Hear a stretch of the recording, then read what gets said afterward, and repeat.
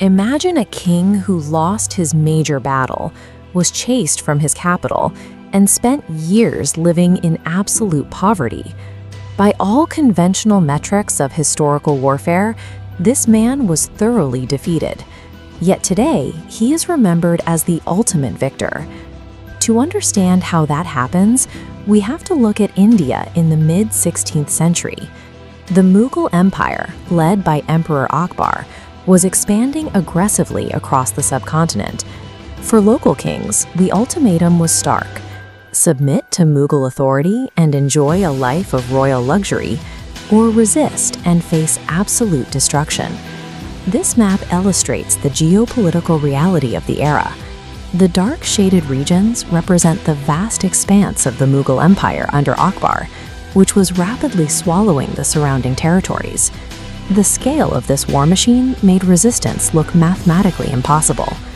But inside the region of Mewar, one man refused to do the math. Maharana Pratap was born in 1540. While other regional princes embraced the comfortable indulgences of royal courts, Pratap spent his early years mastering martial discipline and advanced swordsmanship. He was born at Kumbhalgarh Fort. These massive stone walls serve as a physical reflection of his character. He was entirely immovable. Akbar sent multiple peace treaties, offering generous terms for surrender. Pratap rejected every single one. To him, sovereignty and true freedom were absolutely non-negotiable. Any compromise meant submission, a price he refused to pay. That refusal led directly to the Battle of Haldighati in 1576. Knowing he was vastly outnumbered, Pratap's army couldn't fight on an open field. Instead, they drew the imperial forces into a narrow, rocky bottleneck. This strategy forced the massive Mughal army into a claustrophobic mountain pass. Their numerical superiority evaporated, turning a conventional invasion into brutal close-quarters combat. In this tight space, Pratap deployed highly mobile, surgical strikes. At the center of this strategy was his warhorse, Chetak. This painting of the battle illustrates how quickly the environment became chaotic. Military formations broke down, and the fight devolved into a dense melee of cavalry and infantry colliding in the dust. During the clash, Chetak executed a move of tactical audacity. The horse launched an aerial assault, leaping high enough to strike the tusks of a Mughal war elephant, allowing Pratap to strike directly at the commander riding on top. But eventually, the weight of numbers took its toll. Pratap was severely wounded, and the Rajput army was forced into retreat.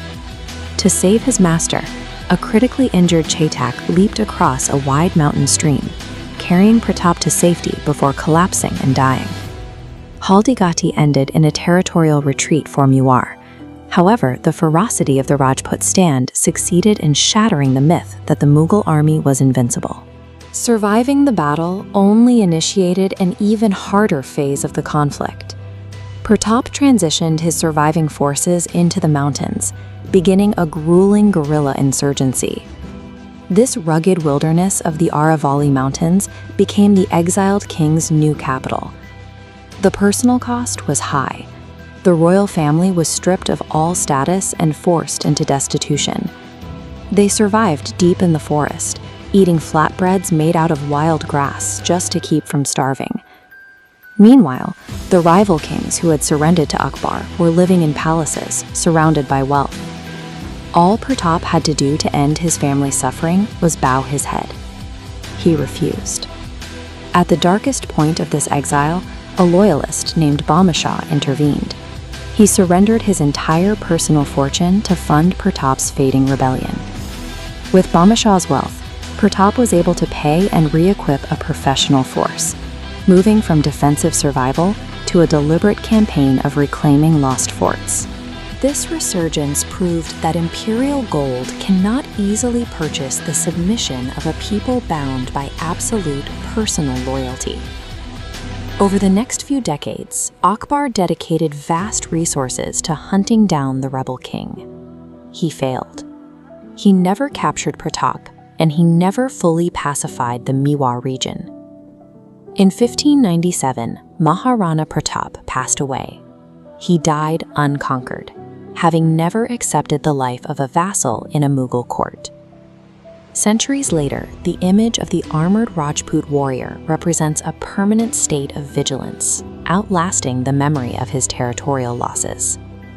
This paradox reveals that the physical loss of his kingdom and the years of starvation were the factors that ensured his story would be told for generations. His story serves as a historical precedent for what integrity actually costs. It shows that there is lasting value in choosing extreme hardship over a moral compromise. By refusing to yield, Maharana Pratap proved that true power is not measured by the square mileage of a kingdom, but by the unyielding sovereignty of the human spirit.